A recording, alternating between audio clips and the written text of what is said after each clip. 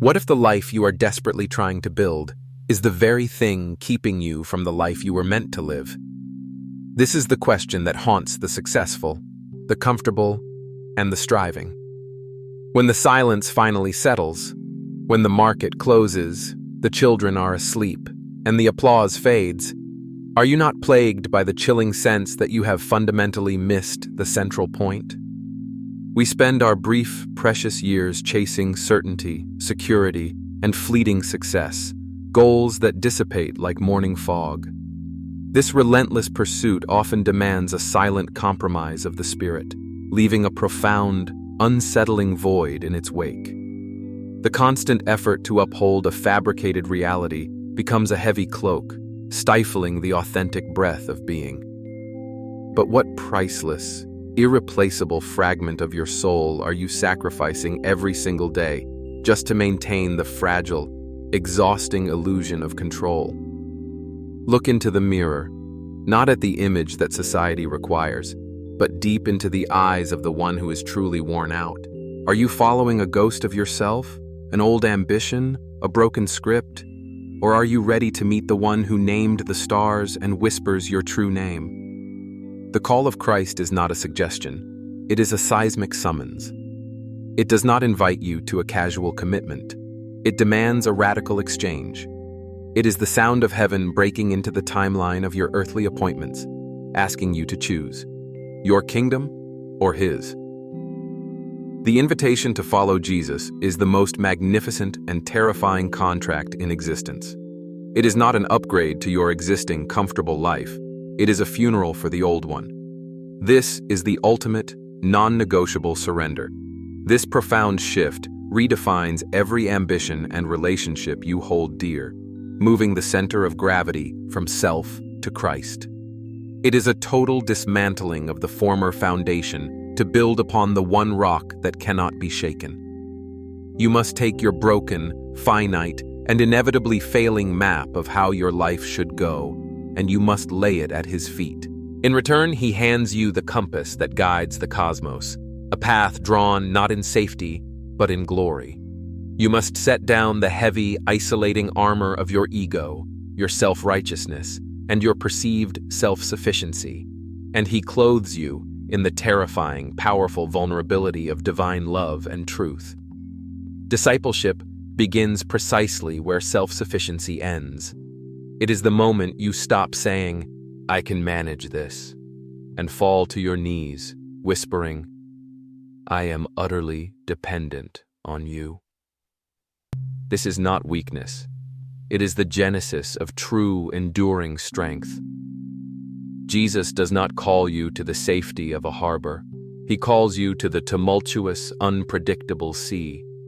He asks you to walk away from the predictable shores of your comfort zone, the habits, the relationships, the ambitions that keep you small, and step into the mysterious, life-altering currents of His purpose. The promise is not ease, but meaning. The reward is not fleeting happiness, but profound, unshakable joy. Walk with Jesus. Once you have made the exchange, you are called to the walk. What if the answer to your deepest, soul-deep exhaustion isn't simple rest, but a radical change in the way you move through the world? We are perpetually rushing, trying to outrun the echoes of our past mistakes or desperately catch up to some idealized future version of ourselves. This constant acceleration prevents us from noticing the divine synchronicity woven into the fabric of our daily lives. A true walk with Christ is a deceleration, allowing the soul to breathe and perceive the immediate, grace-filled reality.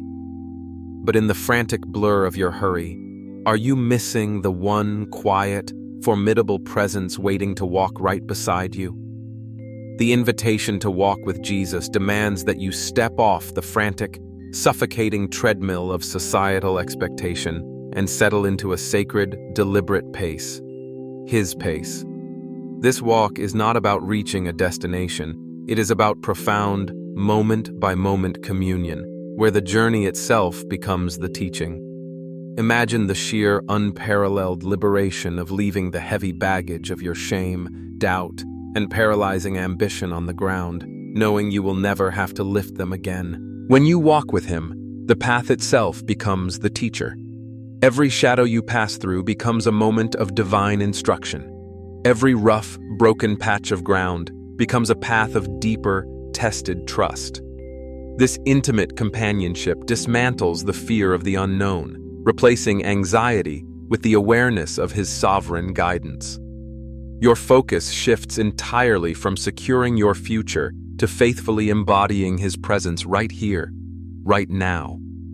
In this rhythm of dependence, the weight of responsibility for making things happen is finally lifted from your shoulders. He does not just clear the obstacles from your way, he anchors your very soul in the unshakable peace of his presence, even while the storm rages around your feet. He is your shepherd, not your GPS. He cares more about your communion than your completion. This daily journey is an unfolding mystery where the most mundane parts of your life are transformed into the miraculous. Your work becomes worship. Your relationships become mirrors of divine love. Your suffering becomes a quiet testimony to a hope that the world cannot comprehend.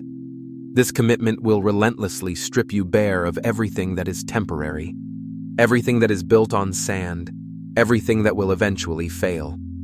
Yet, in return for this courageous sacrifice, you are filled with everything that is eternal.